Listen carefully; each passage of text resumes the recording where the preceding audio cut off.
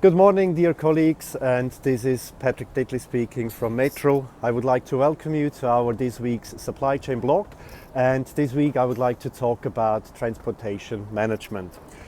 In particular, I would like to talk about tactical transportation management, which from my perspective is always falling a bit between the lines, between the operational transportation management and the strategic on the other side.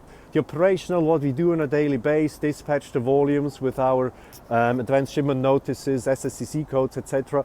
And on the other side, what we do with our biannual tenders, which we declare more on a strategic level.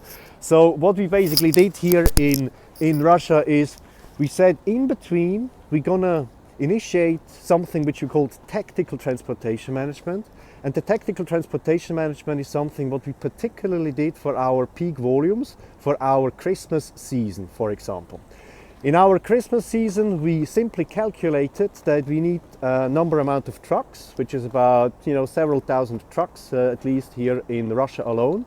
And then we said, while on the other side, the carriers also need to plan their drivers, we have approached them proactively and said, for the peak season, this is the minimum quantity of trucks we need.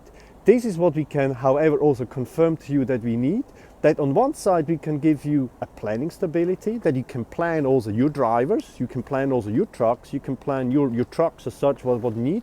While on the other side we also knew that we will get the trucks and we will get the transportation capacity we need in that season when also the drivers, for example, want to plan their holidays. So what we did, we calculated the requirements, how many trucks do we need. We approached the carriers with that and said 80% of that we can firmly commit to you, and we ask you that you also reconfirm that you will have the trucks and the drivers available. And because we give you that planning stability, well, please can we re a bit the tariffs, while on the other side we knew well in advance when we need and what we will get in form of trucks to be dispatched to the stores. Well, to make a long story short, well, the carriers responded quite nicely to that because they were able to plan on a more stable base.